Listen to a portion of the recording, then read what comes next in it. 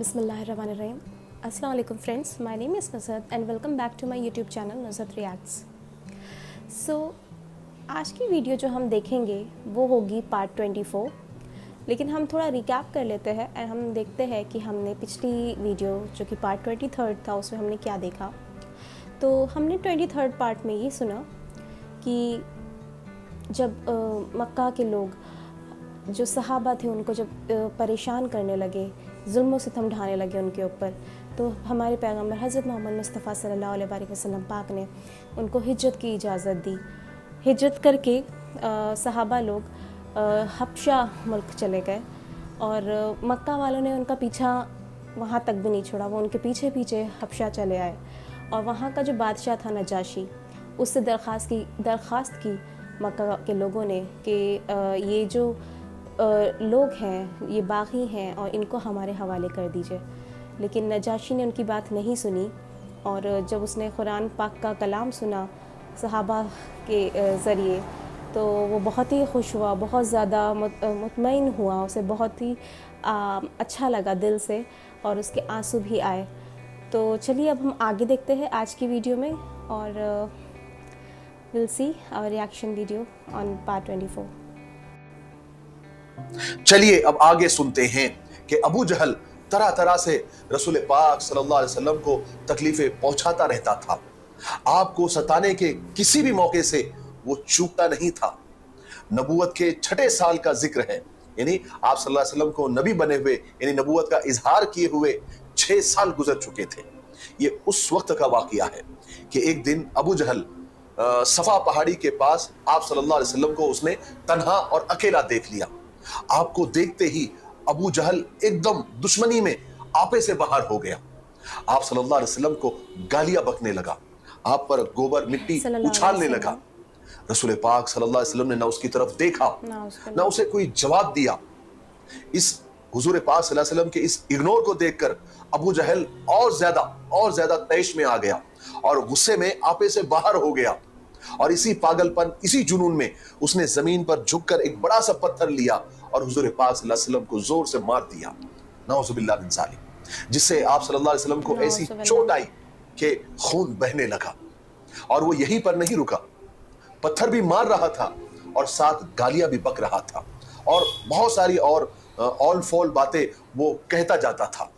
इधर अबू जहल हुजूर पाक सल्लल्लाहु अलैहि वसल्लम को तकलीफें दे रहा था, गालियां बक रहा था, पत्थर मार रहा था, तो उधर अब्दुल्ला बिन जदान तैमी की एक बांदी, एक लौंडी अपने घर से ये सब कुछ देख रही थी और सुन रही थी। अब्दुल्ला बिन जदान तैमी हजरत अबू बकर सिद्दीक रजी अल्लाह तआला अन्हु का चचाजाद भाई था। ये कुरैश के बाइज्जत और दौलतमंद लोगों में से एक था, लेकिन साथ ही ये इंतहाई अय्याश तबीयत का बदकार इंसान था। ये बांदिया खरीदता और कबीले कुरैश के नौजवानों के लिए पेशा करता था। आप लोग बाकी का समझ जाए। उसकी बांदी ने ये मंजर जब देखा तो उसे बेहद अफसोस हुआ, सदमा हुआ कि खुदा ताला के दुश्मन ने खुदा के रसूल के साथ ये बेजा हरकत, ये घटिया हरकत की और इतनी ज्यादती की, इतना जुल्म किया। हालांकि उन्हीं दिनों अल्लाह तबारक व तआला ने खुद उस बांदी के दिल में इस्लाम की मोहब्बत डाल दी थी और इस्लाम की तरफ उसका झुकाव हो गया था, लेकिन वो अपने मालिक जदान से डरती थी, इसलिए अपने ईमान का इजहार नहीं करती थी। जब उसने ये जुल्म देखा, ये ज्यादती देखी जो अबू जहल ने हुजूर पाक सल्लल्लाहु अलैहि वसल्लम के साथ की थी, तो उसे बड़ा सदमा हो रहा था। वो दुख में खड़े होकर इसी से मुताल्लिक सोच रही थी, तो उसने देखा कि सामने के पहाड़ से एक शख्स आ रहा है, उसकी कदमों की आहट उसे सुनाई दी। तो उसने देखा कि एक भारी भरकम और ताकतवर शख्स उसकी तरफ आ रहा है। सियाह आंखें, चौड़ा चकला सीना, चेहरे से रौब और हैबत टपक रही थी। आने वाले के बगल में एक तरफ तलवार लटकी हुई थी और दूसरी तरफ तीर कमान लटकी हुई थी। बादी ने फौरन पहचान लिया कि आने वाले शख्स हुजूर पाक सल्लल्लाहु अलैहि वसल्लम के चचा और शेर कुरैश हजरत हमजा बिन अब्दुल मुत्तलिब रजी अल्लाह तआला अन्हु है।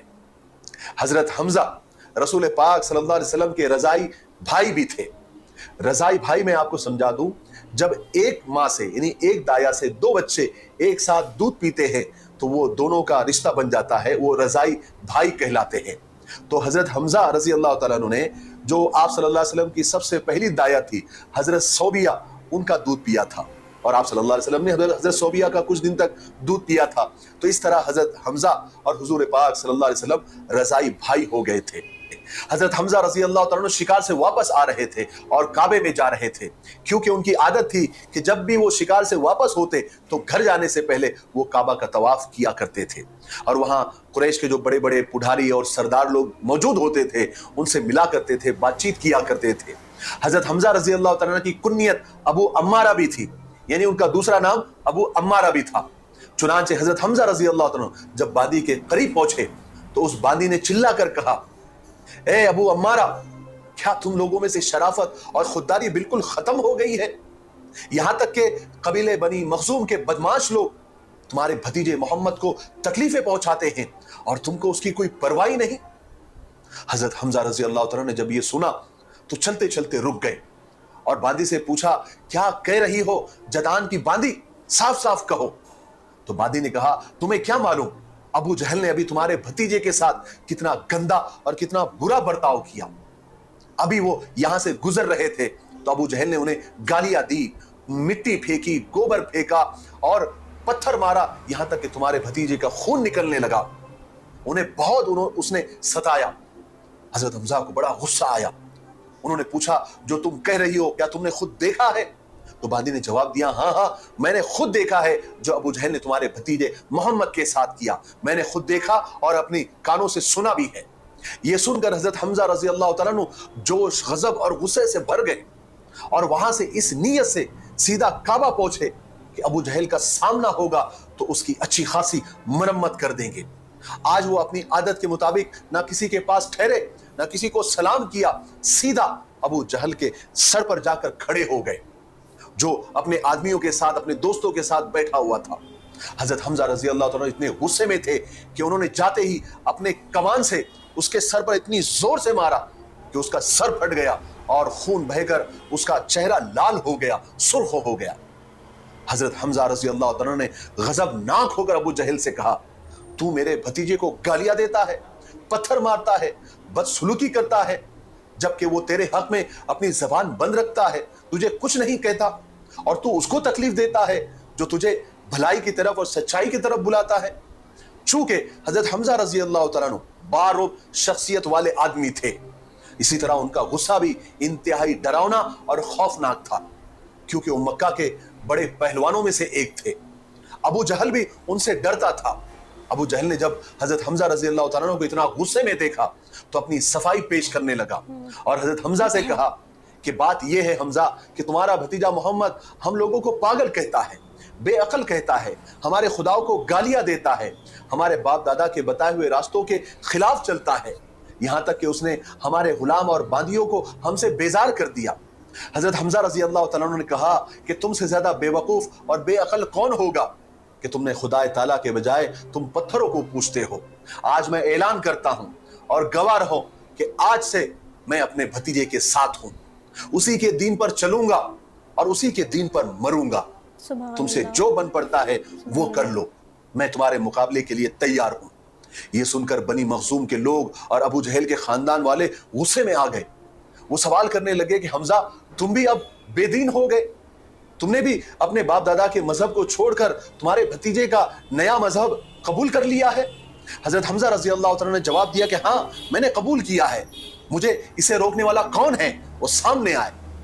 میں نے اس سچائی کو پا لیا ہے اور میں گواہی دیتا ہوں کہ وہ خدا کا رسول ہے، وہ جو کچھ کہتا ہے وہ بالکل سچ ہے، اور میں خدا کی قسم کھاتا ہوں کہ میں اب میرے بھتیجے کو کبھی نہیں چھوڑوں گا.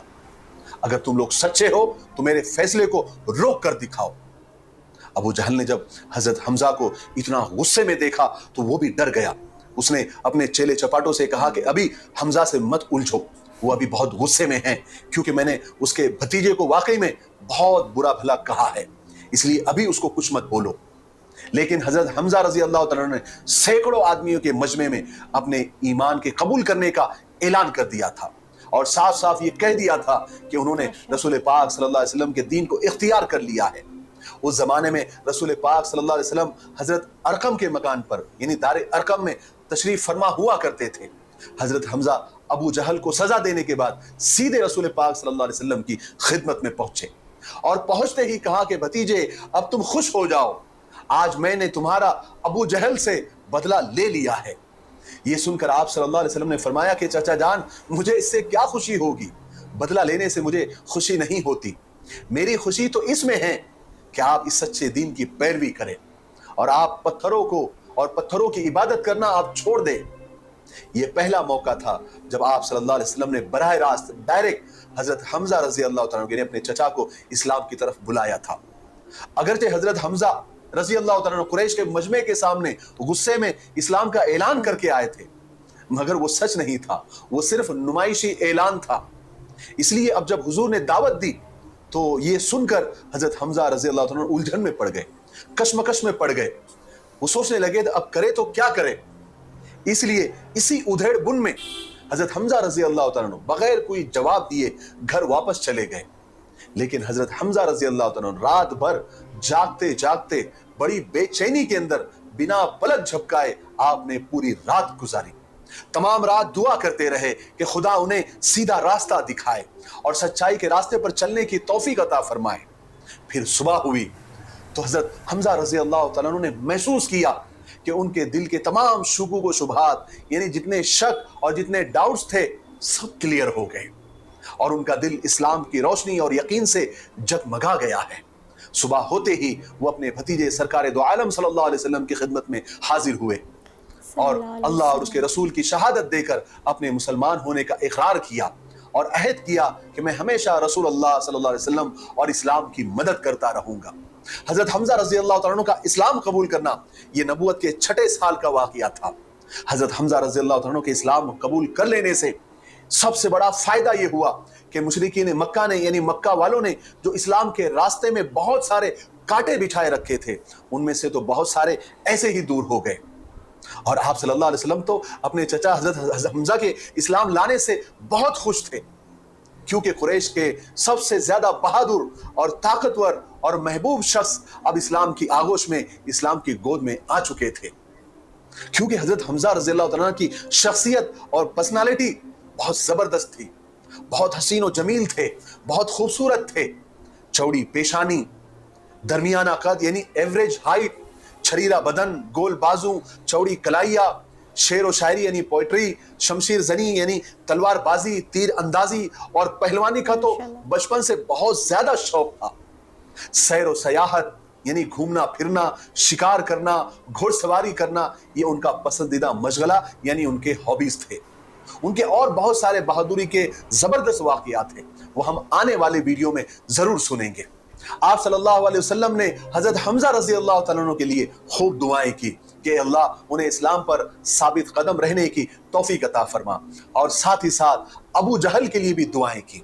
ہائے قربان جائیے رسول پاک صلی اللہ علیہ وسلم پر اور ایسے نبی پر جس کے ہم امتی ہیں، جو ان کا سگا دشمن تھا، اسلام کا سب سے بڑا دشمن تھا، جو آپ صلی اللہ علیہ وسلم کو تکلیف دینے کا کوئی موقع ہاتھ سے جانے نہیں دیتا تھا، جو آپ کو گالیاں بکتا تھا، پتھر مارتا تھا، آپ کا خون نکالتا تھا، جب آپ سجدے میں جاتے تھے تو میلا ڈال۔ تو دوستو یہ مفتاحی صاحب نے جو بات بتائی ہے یہ بہت ہی اچھی بات ہے، جو ہمارے سرکار ہمارے پیغمبر حضرت محمد مصطفیٰ صلی اللہ علیہ وسلم پاک کی زندگی پہ ہے، کہ مطلب اگر کوئی آپ کے ساتھ برا کرتا تھا، آپ صلی اللہ علیہ وبارک وسلم پاک کے ساتھ کوئی برا کرتا تھا تو آپ اس کے ساتھ برا نہیں کرتے تھے، آپ اس کو بھی اچھے سے ٹریٹ کرتے تھے۔ تو یہ بہت ہی خوبصورت عادات ہے ہمارے پیارے سرکار حضرت محمد مصطفیٰ صلی اللہ علیہ وسلم پاک کی، اور ہمیں بھی اس کو اپنے اندر ڈھالنا چاہیے۔ اگر کوئی ہمارے ساتھ کچھ غلط کرتا ہے، کچھ غلط ہمیں کہتا ہے تو ہمیں دیکھنا چاہیے کہ کیا ہمارے اس کو پلٹ کے کہنے سے صرف ہماری نفس ہی خوش ہے، یا مطلب اس کی کوئی ضرورت ہے یا نہیں۔ کوئی ضرورت نہیں ہے، اس سے کچھ نہیں ہمیں حاصل ہوگا دوستو، صرف ہماری زبان خراب ہوگی۔ تو ہمیں نہیں کچھ بولنا چاہیے، الٹا ہمیں اپنے اعمال اچھے رکھنے چاہیے، اپنے عادات اچھے رکھنے چاہیے، ہمیں سامنے والے کو اچھے سے ہی ٹریٹ کرنا چاہیے، چاہے وہ ہمارے بارے میں غلط ہی کیوں نہ بول رہا ہو۔ تو یہ اچھی چیزیں ہیں، ہمیں اس کو فالو کرنا چاہیے۔ ڈال دیتا تھا، اجڑی ڈال دیتا تھا، لوگوں کو اکساتا تھا، آپ کے قتل کے پلاننگ کرتا تھا، مگر ایسے نبی پر ہمارے ماں باپ ہمارا سب کچھ قربان، کہ ایسے دشمن کے لیے بھی دعا کر رہے ہیں کہ وہ بھی اسلام قبول کر لے اور جنت میں جانے والا بن جائے. کیا ایسا نبی ملے گا؟ کبھی نہیں، کبھی نہیں. آپ صلی اللہ علیہ وسلم نے 2 لوگوں کے لیے دعائیں کی کہ اللہ، عمرو بن ہشام یعنی ابو جہل اور عمر بن خطاب، یہ سب سے زیادہ طاقتور 2 لوگ مانے جاتے تھے، ان کے لیے آپ نے دعا فرمائی کہ اے اللہ ان 2 آدمیوں کے ذریعے اسلام کا بول بالا فرما، تجھے جو بھی پسند ہے انہیں اسلام لانے کی توفیق نصیب فرما. آج کے لیے اتنا کافی ہے، اس لیے آج ہم یہیں پر رکتے ہیں. جی ہاں دوستوں، آج کی ویڈیو بھی بہت ہی اچھی تھی، بہت پیاری تھی. آج کی ویڈیو میں ہم نے دیکھا، ہم نے سنا کہ جو ہمارے پیغمبر حضرت محمد مصطفیٰ صلی اللہ علیہ وآلہ وسلم پاک کے چچا جان تھے حضرت حمزہ علیہ السلام، وہ ان کی 2 شریکی بھائی بھی تھے. اور مفتاحی صاحب نے بہت اچھے سے بتایا کہ 2 شریکی بھائی کون ہوتے ہیں. اور انہوں نے مطلب جو چچا تھے حضرت حمزہ علیہ السلام، وہ اتنے مضبوط تھے اور اتنے طاقتور تھے اور حسن و جمال کے بھی مالک تھے، اور انہوں نے ہمارے پیغمبر حضرت محمد مصطفیٰ صلی اللہ علیہ وآلہ وسلم کا ساتھ دیا. ان کے لیے مجمع میں کھڑے ہو کے انہوں نے حالانکہ دل سے نہیں قبول کیا تھا، لیکن پھر بھی انہوں نے کہا کہ ہاں میں نے اسلام کو قبول کر لیا ہے، تاکہ ابو جہل کو وہ سبق سکھا پائے. بعد میں پھر اللہ پاک نے سچ میں ان کا دل کھول دیا اور انہوں نے سچ میں ایمان لے آیا اسلام کے اوپر. تو یہ تھا آج کا ویڈیو جو کہ ہم نے دیکھا. تو چلیے ہم آگے بڑھتے ہیں. اینڈ آج کی جو امپورٹنٹ انفارمیشن جو میں آپ سب کے ساتھ شیئر کرنا چاہتی ہوں وہ ہے سورہ الضحیٰ کے اوپر. تو دوستو، کیا آپ جانتے ہیں کہ سورہ الضحیٰ کب نازل ہوئی اور کہاں نازل ہوئی اور اس میں کتنی آیتیں ہیں؟ تو سورہ الضحیٰ مکہ شریف میں نازل ہوئی دوستو. سورہ الضحیٰ میں کل 11 آیتیں ہیں، اور سورہ الضحیٰ تب نازل ہوئی جب ہمارے پیغمبر حضرت محمد مصطفیٰ صلی اللہ علیہ وآلہ وسلم پاک کے اوپر سے کچھ دنوں کے لیے وحی آنا بند ہو گئی تھی. تو وہ بہت پریشان ہونے لگے، بہت غمگین ہونے لگے کہ کیا اللہ پاک ان سے ایسی کیا خطا ہو گئی ہے جو اللہ پاک ان سے ناراض ہو گئے ہیں، شاید جو اب جبریل علیہ السلام بھی نہیں آ رہے، کوئی وحی بھی نہیں آ رہی ہے. تو تب کچھ دنوں کے انتظار کے بعد اللہ پاک نے ان سے مخاطب ہوئے اور یہ سورہ ان کے اوپر نازل کی. تو وہ سورہ ہے سورہ الضحیٰ، جو کہ اس طرح ہے: اعوذ باللہ من الشیطان الرجیم، بسم اللہ الرحمن الرحیم. والضحیٰ واللیل اذا سجی ما ودعک ربک وما قلی